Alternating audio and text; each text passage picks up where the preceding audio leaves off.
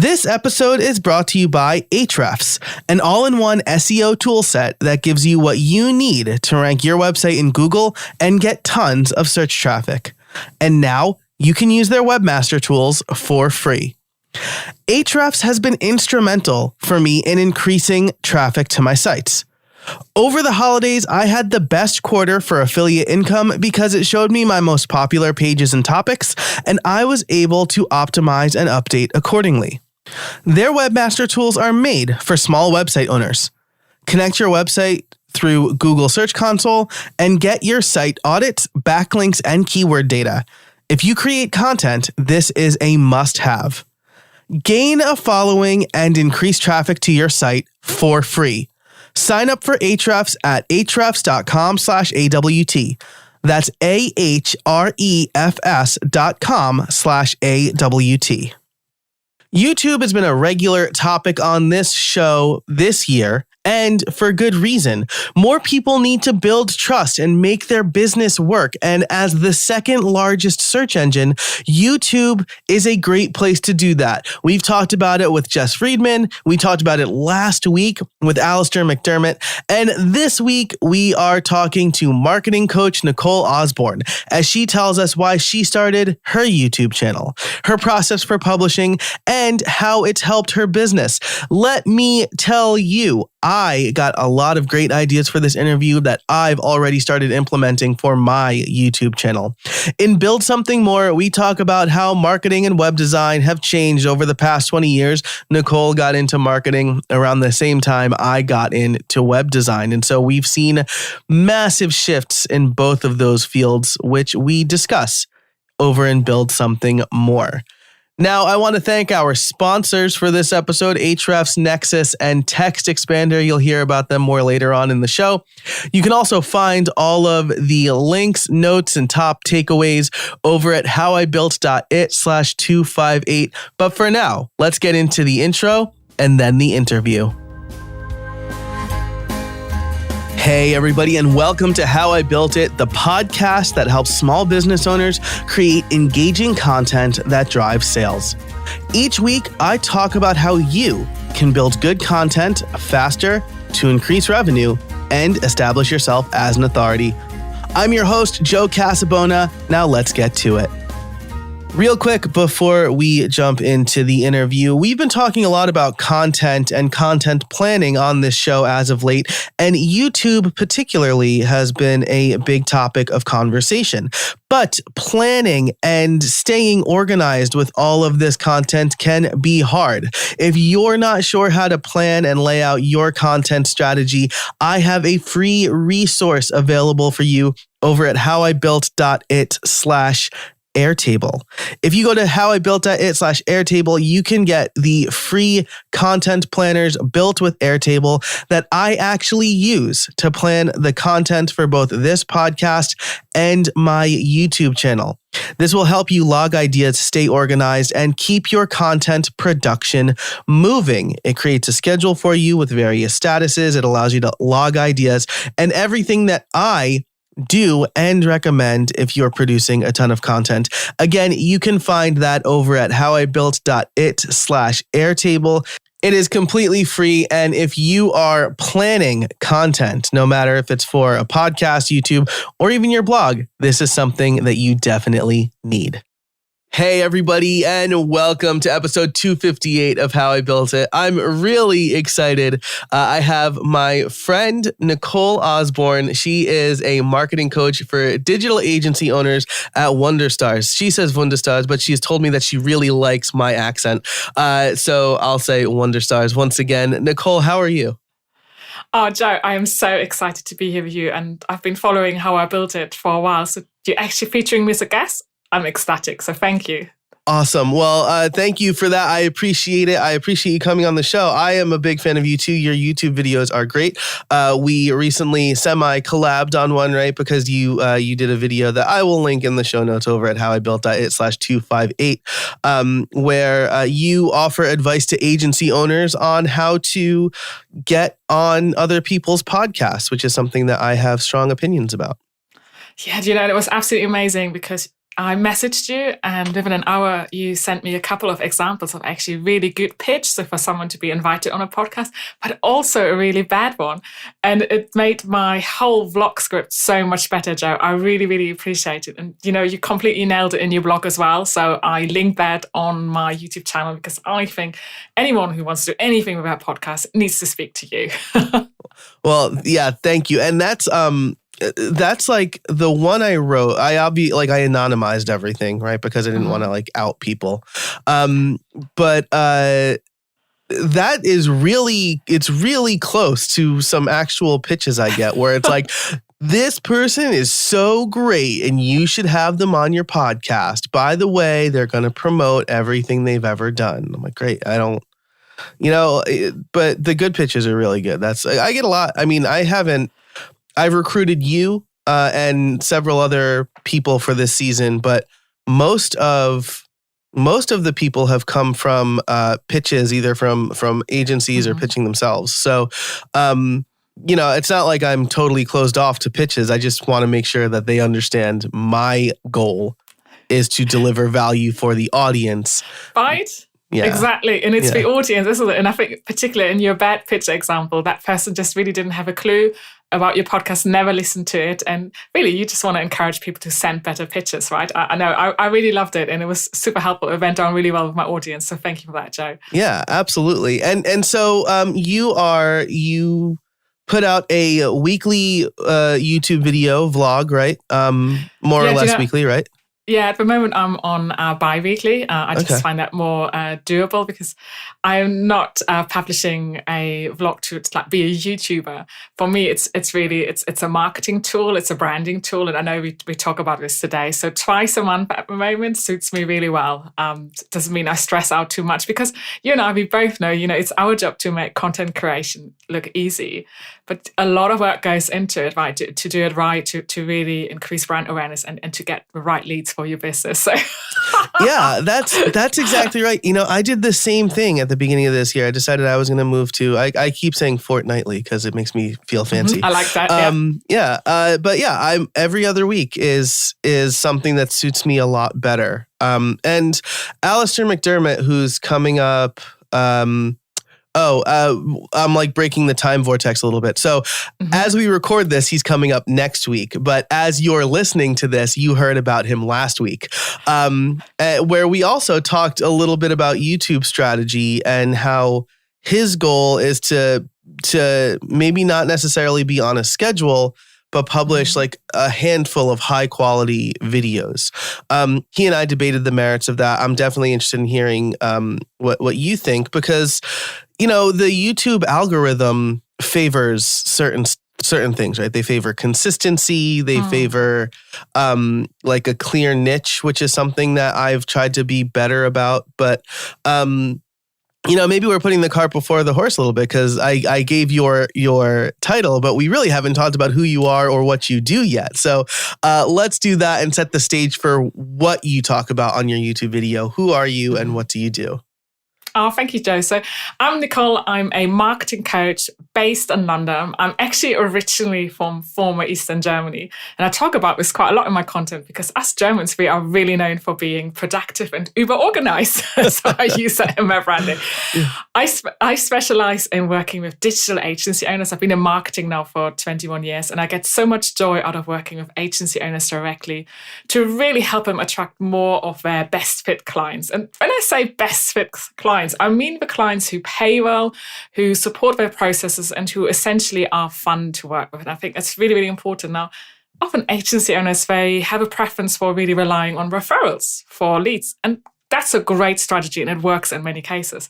But it also means that sometimes you have a situation where you either get stuck at a certain price point or you just completely run out of leads. So by working on their marketing, by making them more productive, I help them really get to those best fit clients. Yeah, that's fantastic. And I'll point to Rochelle Moulton's episode too. She kind of opened up the year and the season where she talks about kind of building your authority through content for that Yeah. exact reason, right? So that you're not relying on referrals, and so that by the time someone reaches out to you, they've kind of already been sold on your services. You don't have to go through the sales process, and they know if they're a good fit, you know if they're a good fit. Yeah. So I think I didn't realize that you've been in this for 20 years. I hope it's okay I say this, but it doesn't look like you're old enough to be doing this for 20 years. So kudos. Oh, Joe, you are my favorite. Yeah. I started working in marketing 21 years ago, fresh out of university. I studied marketing as well, actually. And you know what? It's been so fascinating to see all the changes happening. And actually, that's what I love working with digital agencies, because they constantly face change and they can never stand still. And that kind of suits my personality. But yes, thank you so much for that compliment. I really appreciate that. Yeah, absolutely. Maybe we could talk about those changes in Build Something More, because I've been a web developer for the same time, and the same sort of changes have happened. As we record this, I wrote I recorded an episode of my other WordPress podcast called How Can You Be a WordPress Freelancer in 2022? And WordPress didn't even exist when I started. So like the landscape changes considerably. So maybe we could talk about that a bit in Build Something More.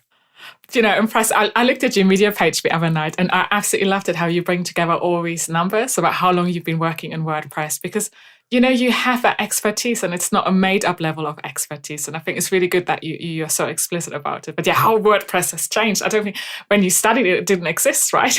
Yeah. I wrote, I hand-coded websites. Oh. And then I said to my friend, this is like my WordPress origin story. I'll just mention this really quick. I said to my friend one time, I was working so I started freelancing when I was 14 or 15. And so by the time I got to college, I was like, I think I'm going to make a way for my clients to like update their own website so I don't have to do it. And my friend Steve Mikoch was like, have you ever heard of WordPress? And I was like, no. But like, it was like 2004. Like, WordPress was barely alive in 2004. But I downloaded it and I tried it out, and I'm like, this is great. So I really used it for my clients since that point, and full time on all of my projects since 2006 when they rolled out page support. So yeah, just big changes. We'll like dive into that and Build Something More, because I think that's a really good conversation. But so you've been in marketing for 20 years. You love working with agency owners. We met through I believe we met, right? Through the GoWP. Oh, yeah. Digital agency owners Facebook group, right? Where I feel like your niche is a little bit better served than my niche there, but it's such a great community and great people, and they've been really supportive of, I think, both of us. So, and you said that you love working with agency owners because of the things we just talked about, like the referral, like not necessarily relying on referrals. Well, it's kind of it's funny because they're so good, really. Agency owners are superb at making their clients look great across their websites, their digital channels, depending on what they work on in digital agency marketing. But they really struggle with getting their own marketing done. And often, it's a combination between not having any processes in place for outsourcing, not having any processes in place for regular marketing or regular sales. And I love helping agency owners with that, because you make little consistent changes. A good friend of ours, Matthew Jackson, he always says small changes, small achievable actions lead to big change. And it's the same with when you want to change your agency and you really want to grow it to a level where either you make more money, you have more time with your family, you have a better work-life balance, whatever it might be that you desire. So yeah, it gives me a lot of job satisfaction, because to see people go through that transformation of all of a sudden feeling on top of their time and feeling on top of their clients, at least mostly, it's super enjoyable. And I really feel at home with digital agencies, because I guess, when I was a corporate marketeer, I used to commission those kind of agencies. So I was at the receiving end. I had to sort of look at many different proposals. I had to look at their website. And the one thing which struck me, often they all looked too much the same. And I guess that's why you and I first connected, because, we could both see that we talk about our personalities and our content. We make a concerted effort to come across as different and perhaps to stand out in a good way to connect with our ideal clients, right? And agencies, whilst they're great at making their clients do that, they really struggle when it comes to marketing themselves. So I see such huge potential for helping them with that and for really helping them to get more satisfying clients, really. And I do that with my Wunderstars coaching program. So I should at least say it on my Wunderstars coaching program. Yes, yeah, and I'll link that in the show notes too. So yeah, absolutely. But you're right? It's a situation of kind of the shoemaker's kids don't have shoes, right? Is that the colloquialism, right?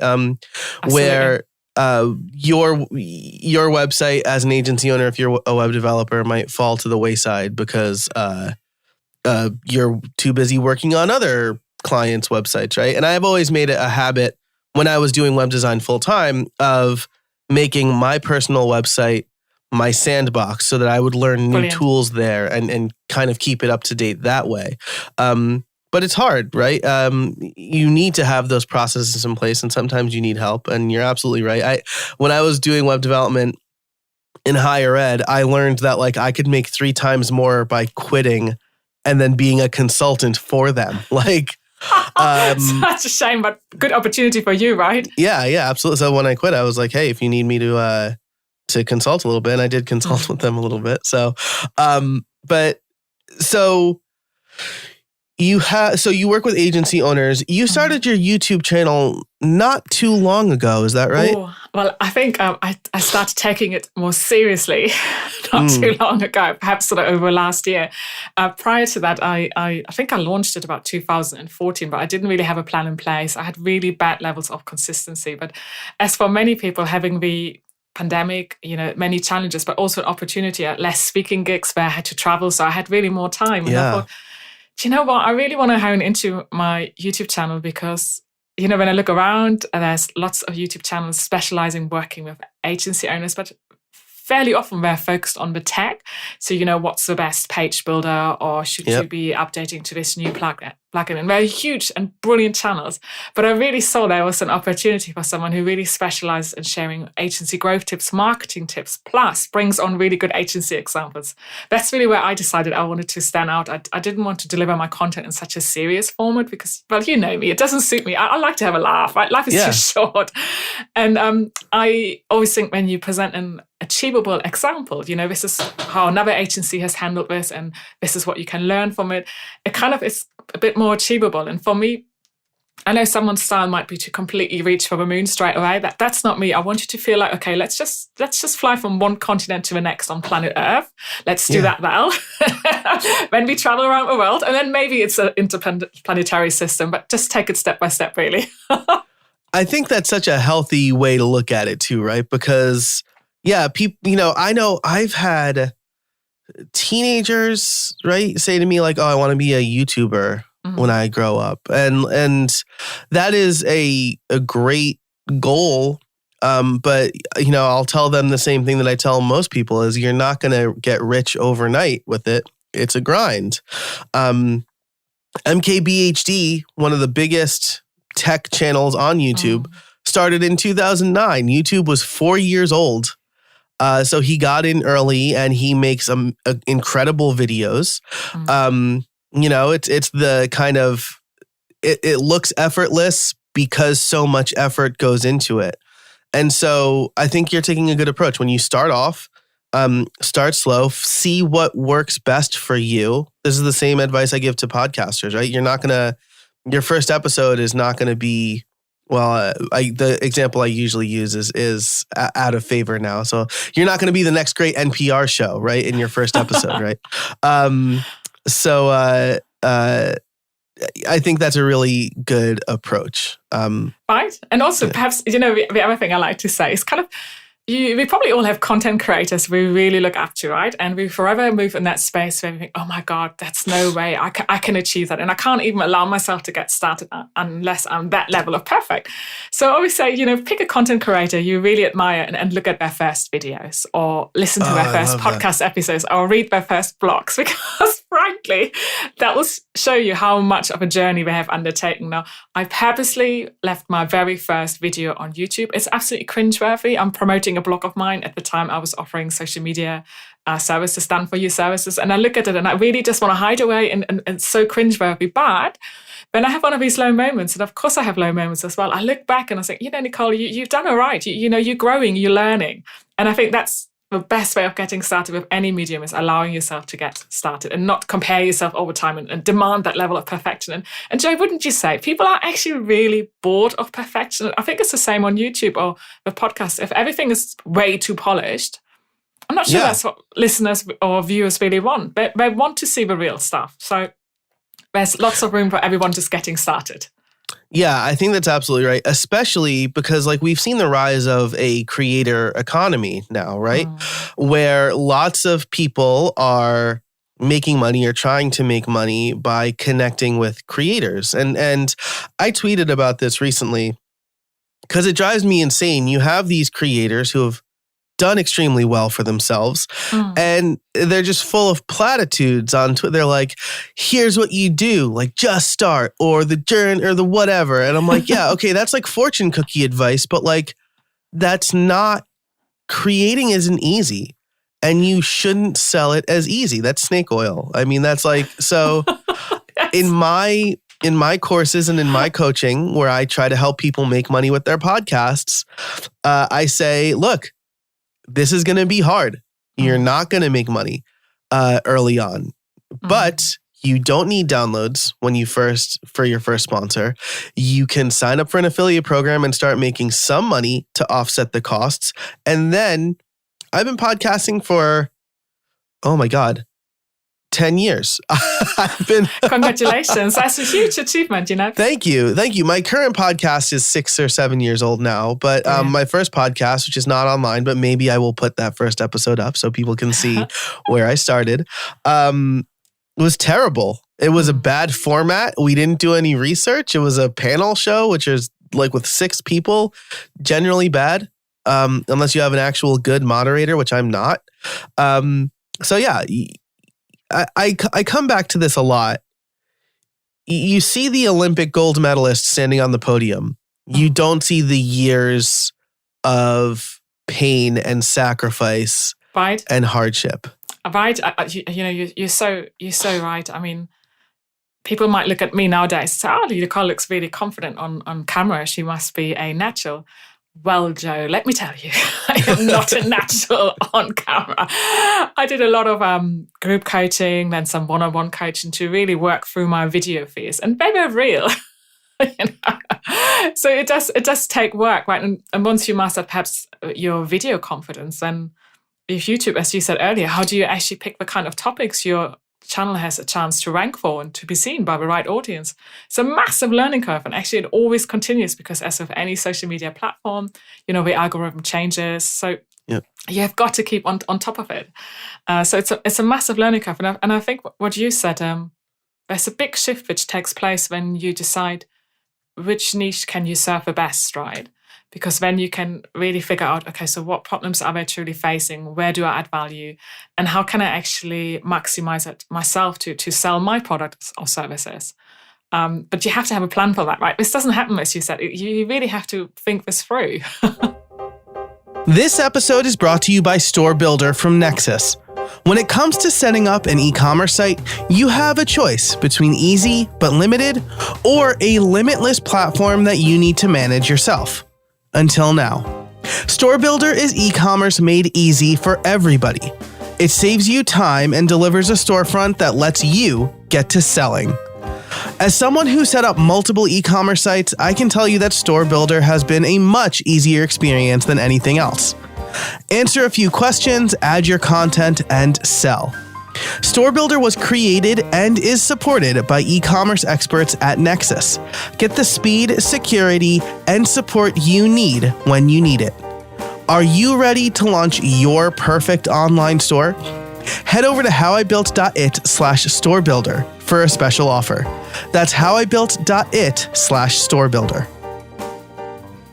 I just kind of put videos up that I thought would be good. And then I had a 1-hour coaching session with a YouTube expert, and he was looking through my channel and he's like, what's your value proposition? And I'm like, oh, I do this. And he goes, doesn't say that anywhere on your YouTube channel. He's like, you should make that your banner. And then he's looking through these videos and he's like, you need to look at your videos that are public right now and say, if one of these go viral, is that what I'm willing to spend all of my time on with doing these videos?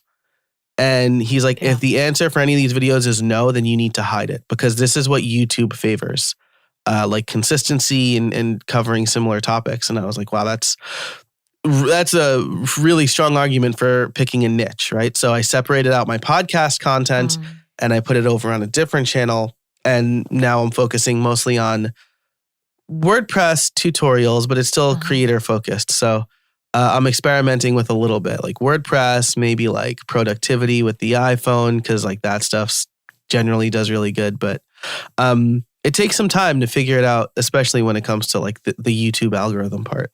Right, and I think experimenting is really worthwhile doing because, when you look at your analytics and you figure out what has worked well, how long have you retained people, what do they click through next, it's really valuable.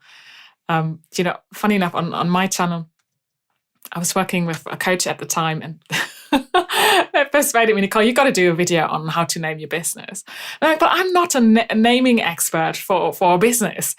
And they said, yeah, but come on, do some research, reflect on what you did for your own business. My previous business was Lollipop Social, called Lollipop Social, even though I didn't like lollipops, but it was a name which worked for me really well. Yeah. So I went out and I researched a vlog and I even shared my secret that I didn't like lollipops. And this is the highest performing video on my channel. And to this date, I am so surprised by it, shocked by it, because I didn't even want to pick that topic.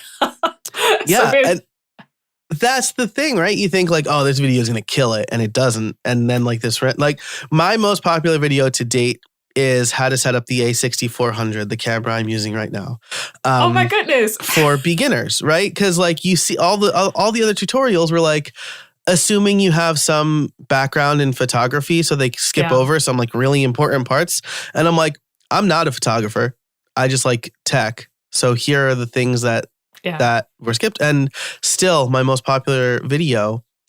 And the reason I haven't like capitalized on that is because I don't want this to be a hardware channel. That's really expensive. Like I can't get, unless Sony or Panasonic or Canon or whoever, if you're listening, if you want to send me gear, I will review it all day long. But you're picky by now, right? You know what you like by now.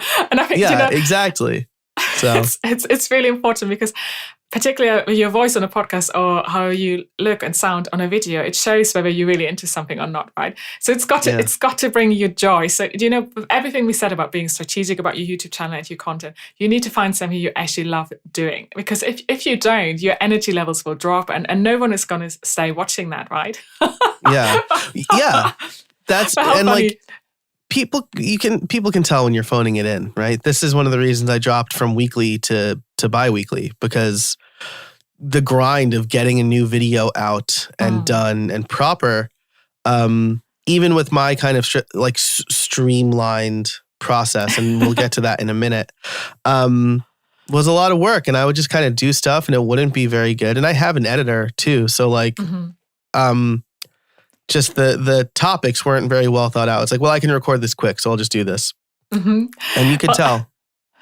Well, I can never tell watching your videos. I think your videos are brilliant, honestly. I do know what you mean. For me, my biggest weakness, and you can probably tell by talking to me, I love talking. And if I wasn't scripting my vlogs, I would just talk way too long on any topic. And my German brain also wants me to explain why something is really important. But actually, on YouTube, no one cares about the why. It is about the how and what results you can get from it.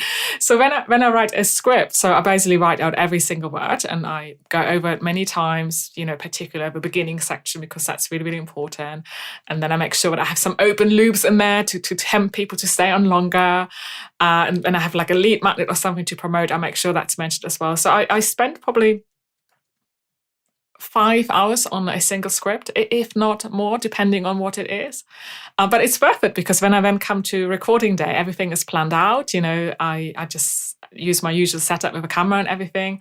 And the recording of it is pretty quick. I can then send it to my editor and we have a system worked out in terms of how I suggest what I'd like her to do and also how we review things. So doing more research up front and getting it right for me really pays off. Even though it is painful, it's probably my least favorite part of the whole YouTube journey is the scripting. But I know I couldn't do it without it. So when I record, I still in the stage where I'm using an iPhone to record. And I have and it works well for me. And I have a teleprompter app. So that took some getting used to in the beginning, but it just means that I don't get it quite as wrong. But I always have tons of outtakes, and I actually publish those as well because I think they're quite funny. And people always think you get it right the first time, but we don't, right? Sometimes we have to say the same thing all over like 10 times if it's really bad. That's when you know you have to rewrite the script, really. Yeah, Joe is nodding now. Yeah, he does that too. Absolutely. I mean, if I have like the same for LinkedIn Learning, right? Because I script all the videos, they probably have some unsavory sound clips of me where I'm like swearing because it's like I've been at it for a bunch of hours and I just want to get it done. But you are super, spot on about the planning and the scripting. Perfect example is my current latest YouTube video about how to connect Stripe to LearnDash. I thought that this was like, I was like, oh, I've connected Stripe a million times. I use LearnDash all the time. This is going to be easy. But they recently changed their API, which I didn't look into before I started recording. And so I ended up recording the video 3 times. I bet. This button wasn't there beforehand.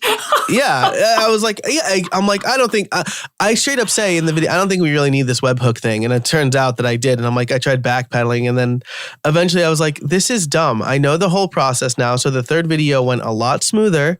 And I was like, if I just choreographed this beforehand, it would have maybe taken the same amount of time, but way less energy. I suppose, but it's so hard to time what you say to what you do on the screen. And I don't know. I'm trying to do not too many demonstration videos. I usually like, look, this is an H did really well. Here's a screenshot. Let's scroll through the homepage. Because it's really hard to time what you're doing. And also when you talk through someone step by step on instructions, the speed in your head is completely different to what it needs to come out as. And to then, maybe sometimes you have internet issues and it just takes a long time buffering and you sit there making all these strange noises in your head, but you can't really say anything because you are on camera. Yeah. So no, I have every respect for you. So I think that's a really good point, right? Because I excel at screencasts, right? This is one of the reasons that LinkedIn Learning has me create so many courses, because I can talk and explain what I'm doing on the screen at the same time. I can talk and write code at the same time. But I can't read from a teleprompter. I've tried and it's just like, I talk too fast, the pacing's wrong, I get frustrated. I'm like, do I really need to say the exact words I wrote? Like, I'm good at riffing. So, kudos to you. I can't, I've tried and cannot use a teleprompter. So I'll pause if I need to take breaks and rephrase things and edit that way. But man, setting up, I have a teleprompter and I never use it because it takes me way longer to do that. As fair enough. I find that as long as I aim to write exactly as I'm talking and naturally in conversation, and I keep sentences short, and as long as I write it in my own words, and I say this because in the beginning I had my script edited by someone who really specializes in YouTube management. And her script sounded amazing. It had my content, but she edited it. But because she would sometimes say things in a way I would never say them. I used to just stumble so much over them. I guess, Joe, what helps me is as I record standing up, and I'm quite an energetic person, so that helps me. And with my teleprompter, I can just stop it and just redo it again. It probably took me sort of 3 to 4 vlogs to really get into it. And it's probably partially why I'm not upgrading to actually a camera edit, because I'm so used to filming with my teleprompter app on my phone. I don't like the idea of having to get used to a different system, but I will eventually. But I don't find the reading so difficult. I guess it's just with scripting. As you say, word by word, it can be a bit tedious. But funny enough, I also feel that it just gets better every time I edit it a little bit. So I found lately I have to sort of give myself a time limit, because yes, we would all aim for perfect, but then you just never get it done right. And I try to really say, okay, do this for an hour, and maybe I have a timer on if it's something I don't like to do. Do it for another 45 minutes and really work my way through it quite systematically then. Yeah. I think that's a really great point. And you're right, I do, because I'll script. I have 2 other podcasts that I do script. And I end up riffing anyway. I just can't help it. But I mean, that's okay because I talk fast. So I'll script something and my writing app will usually be like, oh yeah, this should take you like 12 minutes to read. And it takes me like 8. And I was like, I really want this to be like a 10-minute episode at least. So I do end up riffing. I can't help it. We both talk fast, don't we? Yeah, we both do that. Yeah. So listeners are probably listening to this at 75% of the speed, right? Bing, bong, bing, boing, boing, boing, yeah. Joe Nicole. Sorry for that, everyone. I've tried listening to my own podcast at like 1.5 times speed, and I'm like, it's indecipherable what I'm saying. I'm like, I don't know what I'm saying. But I'm also in turn, if someone speaks too slow on their videos, I turn up the speed because I'm like, come on, guys. I've got 10 minutes for this. That's it. Yep. Yeah, that's exactly right. And it's funny. I listen to a podcast called Advisory Opinions with Sarah Isger and David French. And they're political commentators, but they're also lawyers. And so they have a strong law background. That's why I like listening to them. But I listen to their podcast at like 1.25 times speed. And then like Sarah will go on ABC's Sunday morning political show. And she just sounds so weird to me because I'm used to listening to her like slightly faster. And very briefly in the UK, we had to do homeschooling about a year ago. And there was one teacher in my son's class. She was really monotone and rather slow like that. I had her on ×2 video speed. Oh my gosh. The only way my son and I could do it. Oh, that's so funny. That's so funny. I'm not feeling proud. Yeah, but I mean, you do what you got to do. I'll do the same thing. I'll listen or watch videos at that speed. If I don't have to like do exactly what's happening on the screen, then as long as I'm getting the information, right? Yeah. That's why repetition is really important, I think, in these mediums too, is make the point at the beginning or tee it up, mention it in the middle, reiterate at the end, because people are probably doing other things, especially with podcasts. Yeah. So we've talked a little bit about your process. You script, you read from a teleprompter, and then you send it off for edit, and you have a good process in place for that. That was one of my questions, was what app do you use to edit? But you and I have taken the same route. Maybe because we feel this. I hate editing. It's my least favorite thing. Listeners, I am laughing just the way Joe's face just looked when he said this. I feel the same, and I think to be successful with what you do, you have to know quite early on what can you get your teeth into, what can you learn, and where are you much better off outsourcing. And I knew with editing, I never wanted to learn it. I never really attempted it. I mean, in the beginning, it was a huge investment. I guess as I then started to get leads in and some sponsorships, it was better. But also with working with an editor, you can kind of tap into their creativity, their guidance. My first editor was really amazing at giving me confidence building tips, and not all at once. You do that so well, Joe, that you bite chunk your tips, right? And for me, I love that. And my editor at the time was the same. If he'd given me all his YouTube knowledge, I would have switched off. I couldn't take it. Yeah. So working with an editor is so rewarding. It's fun because you're creative, they're creative, and you both want the same. You want to create the best vlog or blog or podcast. So no, it's a joy, really. Yeah, so outsourcing the bits you can't do early on, as soon as you can, really. Yeah, that's I edited an episode of this podcast early on. It was with Brian Krogsgard. We both said a lot. And I was like, I need to edit out every And first of all, don't do that. Like, it sounds like super unnatural. Right? I recommend to my students now, I'm like, don't, unless it's like a really long with a really long pause, like keep it in, because they'll know it's a human being speaking. But that process was so terrible that I hired an editor for episode 4. Like, and I had one for a while, and now I'm on my current one, Joel, who's amazing.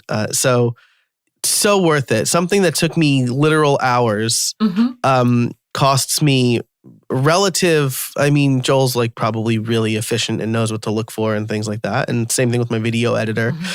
The things that take me hours take them a few minutes because they do it. They probably have shortcuts or macros or whatever in place. I learned that there's like this foot pedal that allows you to like move forward and backwards in videos. Wow. So like they're probably never taking their hands off the keyboard or whatever. And it's just really efficient. Do you know, I guess the other important thing is when you outsource is to have good communication and process in place. So I have the mother of all Asana boards, which for me on YouTube starts off with doing the keyword research. So what topics could be interesting, then figure out, okay, so if that's an interesting topic, what's the SEO behind it? What words do you need to build in? What's the title to use for the description on YouTube? What's the title to use on the thumbnail? Then I'll have something in there which says, send your title and your image to your designer. Other things would include request your subtitles, schedule it, write out the descriptions, then the whole promotion. So everything is basically like a tick box on this massive Asana board. And it's great because you can see really easy what's coming up next. It really makes sure that you don't forget anything. So I love it. At first I was a little bit hesitant because it just looked like a too big spreadsheet. But then as I eased myself into it, I'm like, yeah, this really saves time. And then I added some tasks, we took some off. So no, I would definitely recommend to anyone to have a system in place which keeps you organized as much as possible. Yeah, absolutely. And I'll plug. I have a free download that is my Airtable I've got podcast. It. Yeah, I saw you signed up. I'm going to try it out. I've been hesitant about Airtable, but you said so many good things about it. Noah Britton has, so I've downloaded it, and I'm definitely going to use it, especially now that I know you created it. So Joe created this for me.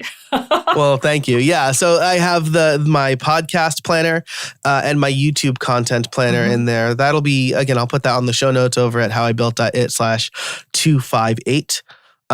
But yeah, it was pretty easy to make in Airtable. I just kind of cloned my actual one and then like scrubbed all of the data. And now there's like a separate section for it. But I've been looking at ClickUp a little bit because I'm working with multiple people now. And Airtable very frustratingly charges the same amount for each team member.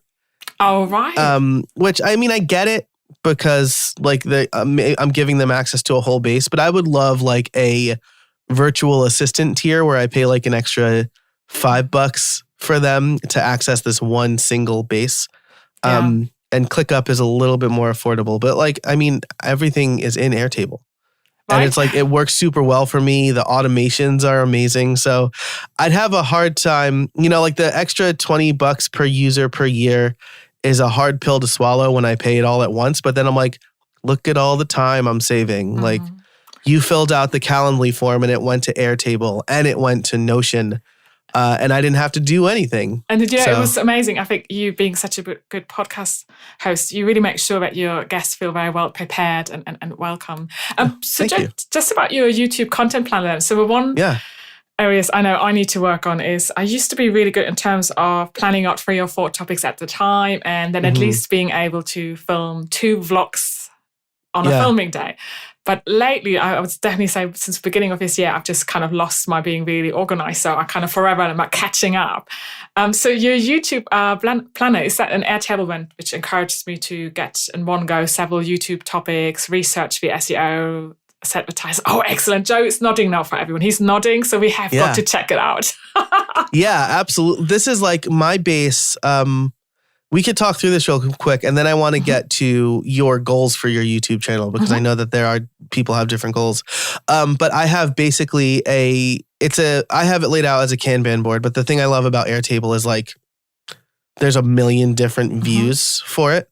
And so I have an idea section, right? And then I have basically a category for the channel. So I'll have like podcast liftoff or my personal channel.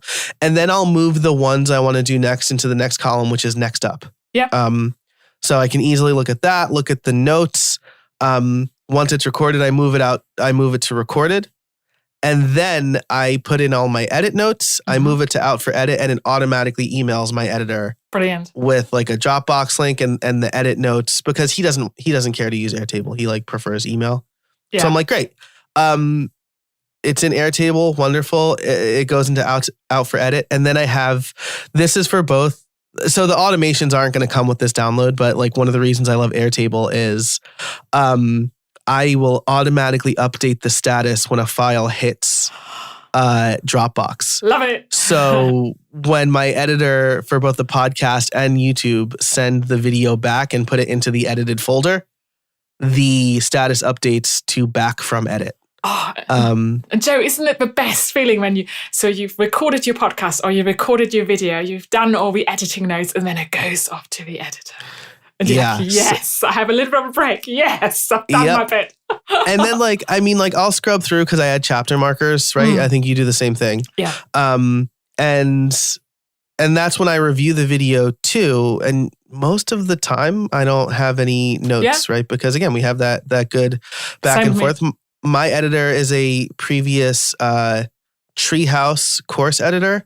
So I already knew like the way that I work and the way that he edits would jive really well. And so, and then I move it into upload, and then my VA gets an email and she'll upload the video for me. And after that, it goes to the next big section. I think that's the section many people overlook. It's really good promotion, right? So sharing it with your email list several times, posting it in relevant Facebook groups, posting it on social media, interacting with people, having teasers for what you do. Because literally, I mean, if it's content just out there, no one is watching it, it's worth nothing, right? So you've got to at least have an equal amount between filming, creating, recording, and actually promoting it, right?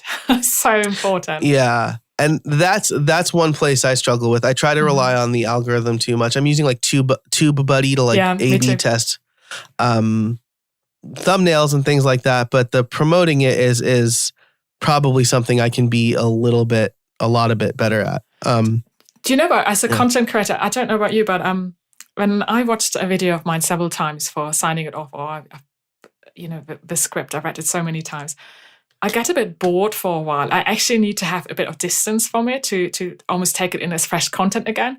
But so I have to make myself promote it. But then, maybe I haven't seen something for 6 months and someone says, oh, Nicole, you mentioned so-and-so in your vlog. And I've watched it back and say, God, I mean, without blowing my own trumpet, that's really good, Nicole.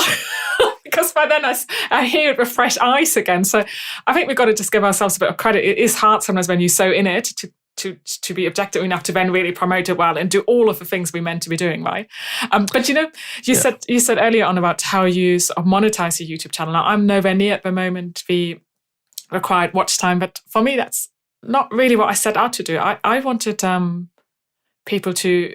So what I do quite often, I speak at events, and right now I'm preparing for Brighton SEO. And when I do a talk, I will always find opportunities to mention my YouTube channel or a lead magnet, which would be seen hopefully as value. So my aim for my YouTube channel is that someone sees me at an event, they signed up to a lead magnet, they want to check me out. Does Nicole actually know any of the things she talks about? What would she be like to work with? And often I get it with my leads that when I find out, so how did you find out? We heard you on a podcast. Hopefully maybe someone on this podcast will hear us.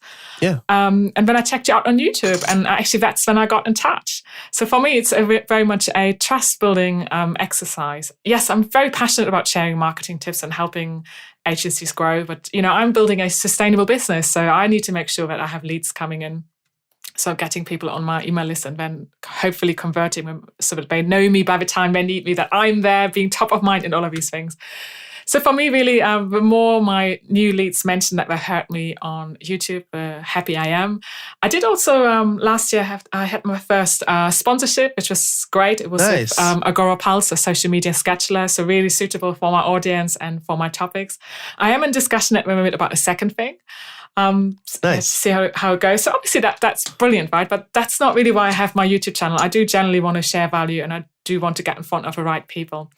For me, being agency owner, so yeah, and that's really important. That's something that Alistair and I talked about last week in his episode. Right, is my channel is monetized. Yeah. I put affiliate links in those. And yes, I would love to establish my expertise through that YouTube channel. But the things I'm showing people how to do are not really things that I'm consulting or coaching with right now. So that was kind of the purpose of the separate podcast Liftoff channel, right? Which I'm still trying to find my way there. The most popular video is like how to use the how to record your podcast on your iPhone with a good mic. And so that's turning a little bit into a hardware channel. I don't really want that, but people keep sending me microphones to review. So I'm going to, and it's popular content, but I do want to do a little bit more talking head, like very similar to your style there, where I maybe take articles I wrote on the blog and turn them into YouTube videos. But I'm still trying to find my sea legs for that one. Right, and I guess if it's like the articles which do really well on your website, where you can see, this is something which has got a lot of traffic and people have downloaded a lead magnet, then both are probably worth researching on YouTube, how you could use them on YouTube, right? Because it's content that works and you don't have to make it up from scratch. I tend to do it the other way around, actually. I pick the topics for YouTube.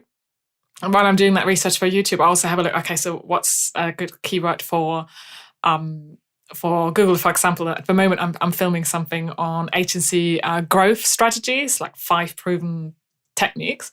And the purpose is that I want to promote my new lead magnet, which is an ebook with agency growth secrets, which I just put together and I'm excited about it.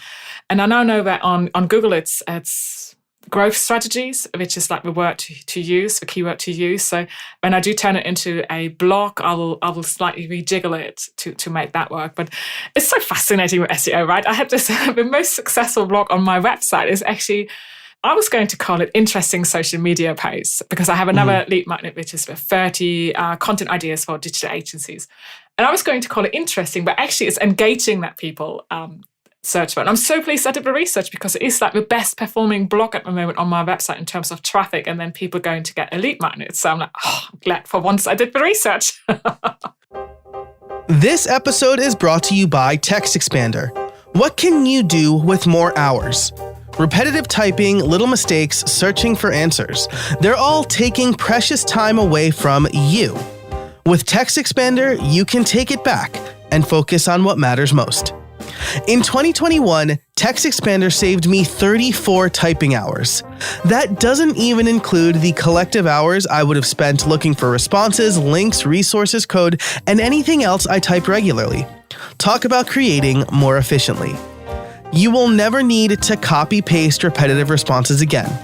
With Text Expander, your knowledge will always be at your fingertips with a quick search or abbreviation. Text Expander is available on all platforms, and show listeners get 20% off. Take back your time today at textexpander.com/podcast.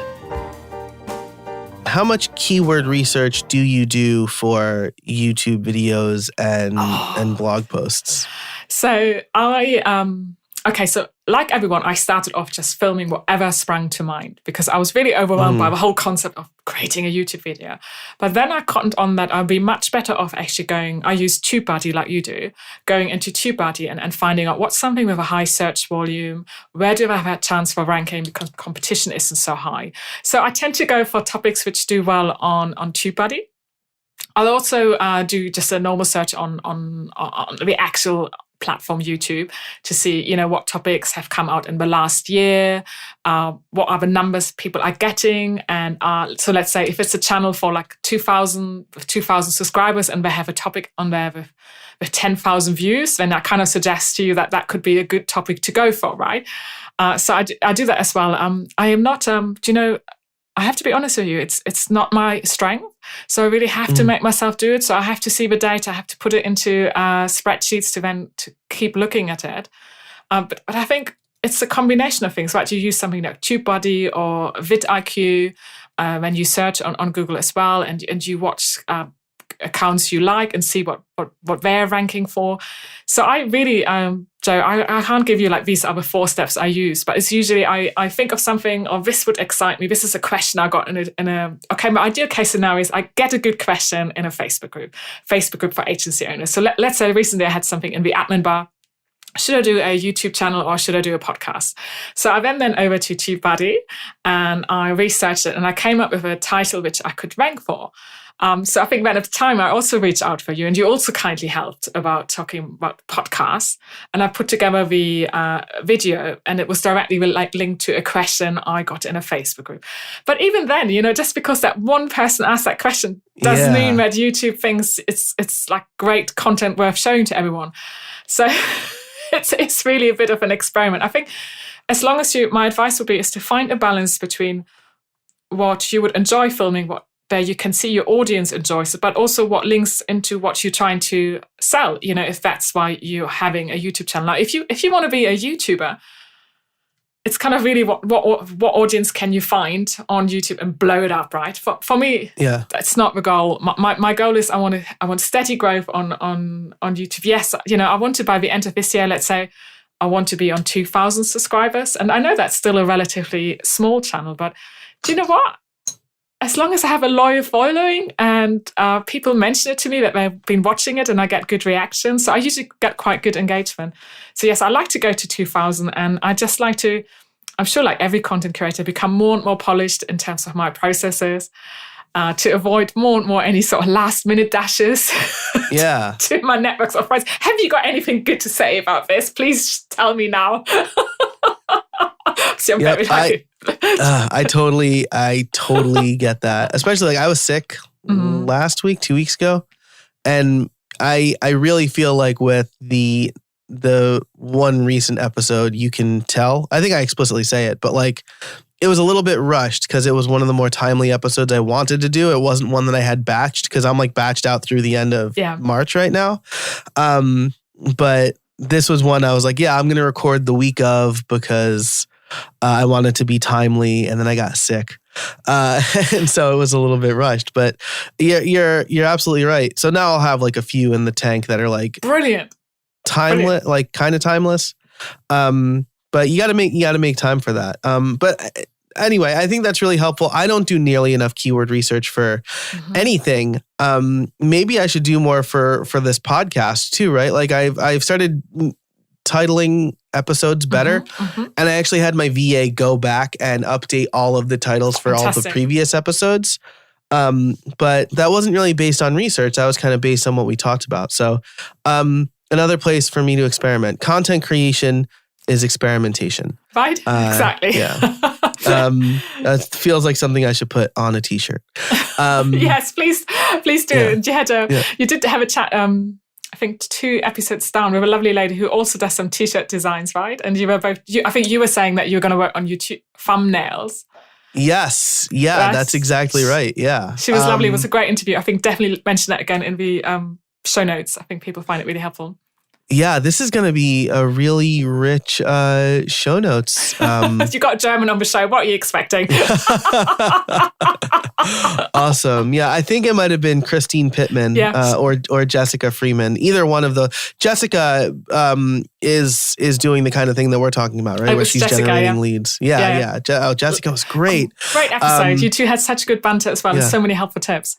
One of the people who was pitched to me, like the good pitch, good fit. So like great episode. Yeah, absolutely. Amazing. Well, the last question I want to ask you, because we've been talking for a very long time, because we both talk a lot and talk quickly, is you've continually mentioned lead magnets. This is something I'm not super great about, right? I ask for the subscribe. I have the card for my membership. And I do say that at the beginning, but I don't, perhaps a lead magnet would be a better ask, right? Because instead of saying like, hey, if you like this, like sign up for a subscription. Everybody loves those. Maybe getting them onto my mailing list would be better. How have you found the lead magnets? Like, do you find that your YouTube videos generate leads in that way? So I just mentioned for the first time my agency growth ebook. Basically, I went out, I interviewed 29 agency owners across 4 continents to uncover their growth secrets. And I put it together, the 10 best growth secrets. And I had just published it in the first vlog. And around the same time, I've just sent it to a couple of people in my network. And within a week, I had 30 people on the download list. So I think that's really good considering the size of my channel. Now, obviously, they're not all from YouTube. But it seems to me that the trick is really to make it so irresistible that it's an absolute non-brainer. So I so often talk about agency growth because I generally really love talking about agency growth. And so I will mention a couple of things. And I always say, if you want more, if you want to order in your inbox, go here and download it and you find the link in the comments. So you really have to push it and push it again. Yeah. I think so. I've got 2 main lead magnets and they work for growing my list. I guess it's always the trick to find what's the small problem you can solve and give someone maybe a big problem, solve a big problem, but with a quick win. And sort of figuring that out. I haven't found that easy myself. So my first one is 30 engaging social media post ideas for digital agencies. And because they struggle with ideas, that went down really well. And I have a whole nurturing sequence. And this one is the agency growth ebook. So I guess it's about what does your audience really struggle with? Where could you be helpful based on your area of expertise? Because there's got to be something leading into what you're selling, right? Yeah. Because if it's not, then it's, well, why are you doing it? Right. Yeah. You're just kind of spinning your wheels and wasting time. Right. Yeah. So let me dig at one more thing. You said find a link in the comments. Do you find I haven't prompted Nicole on this at all, so I don't know if this is an answer she has prepared. But do you find that a pinned comment works better than just leaving it in the description, or do you do both? Do you know what is so funny? Joe, this is actually the one thing I picked up by listening to one of your episodes. And one of the big things, I've got to make a change. So I'm going to do that because you chatted about that with that lady. And I thought, God, that's such a good idea, because the idea is that everyone feels really shy about leaving comments. So if you put something on there and also make it an easy question, right? So don't dig really deep. Like if I said, what have you found the biggest struggle in growing your agency over the last 10 years? No one is going to say it. But if you make it easy, right, they're more likely to type something, and then the algorithm will see that it's popular.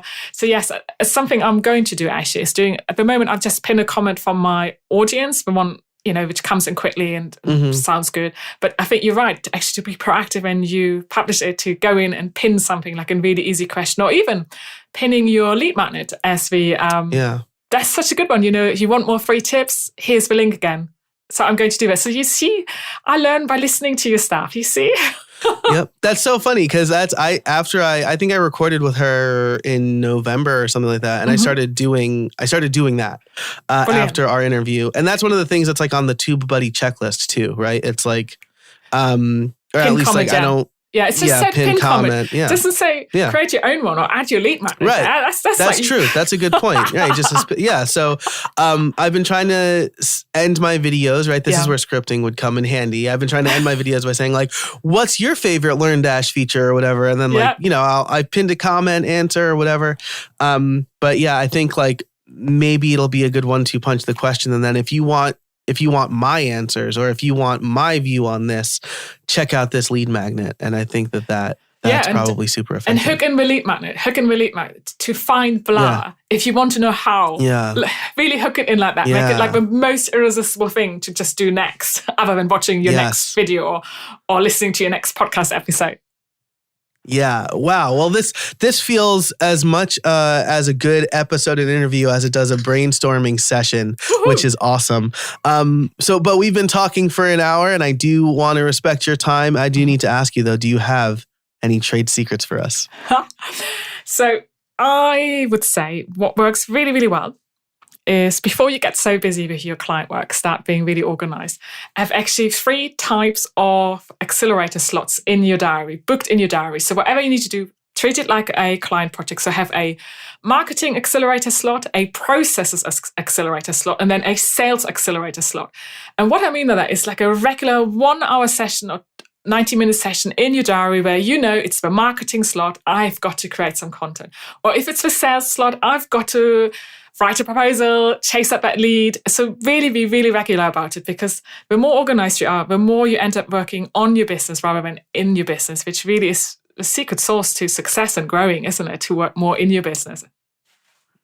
Yeah, absolutely. And time boxing, which is that's how I will cheekily summarize what you've said here. I love it. Time boxing, new word for me. Love it. Awesome. Yeah, it's really important. This is again something I tell my coaching clients to do, right? How are you consistent? I batch episodes, right? So every It's every Monday mornings and every Wednesday afternoons is when I record episodes. Thursday mornings are generally when I work on getting a bunch of podcast episodes out to my editor that my VA schedules. But having that time on my calendar is really important. And I would just say something I'm experimenting with at this moment is time tracking better. And thanks to Shortcuts, Apple Shortcuts app and the Stream Deck, I can more easily hit timer buttons, right? Because something that I've been really bad about is starting the timers and stopping the timers.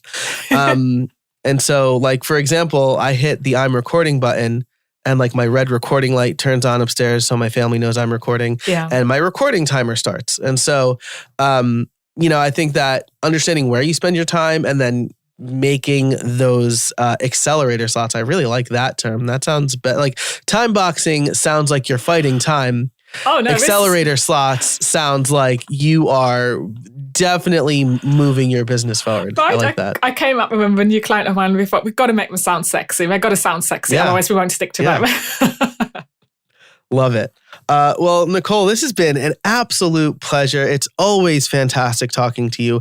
If people want to learn more about you, where can they find you? Oh, Joe, thanks for having me. Best place is my website, www.wunderstars.com. You will find all my vlogs on there, linked to YouTube, all my other social platforms. So come to my website. I can't wait to see you there. And also my agency growth ebook, which is so amazing. You really want to know how to grow your business, get that free ebook. Yes, awesome. I will link to all of that and everything we talked about in the show notes over at howibuilt.it/258. Nicole, thanks so much for joining us. I really appreciate it. Dankeschön. Tschüss. And thank you to our sponsors, Ahrefs, Nexus, and Text Expander. If you want to hear Nicole and I talk more about changes in marketing and web development over the last 20 years, you can become a member over at joincreatorcrew.com. That'll be linked over at howibuilt.it/258 as well. Everything you need to find will be over there. But thanks so much for listening. And until next time, get out there and build something.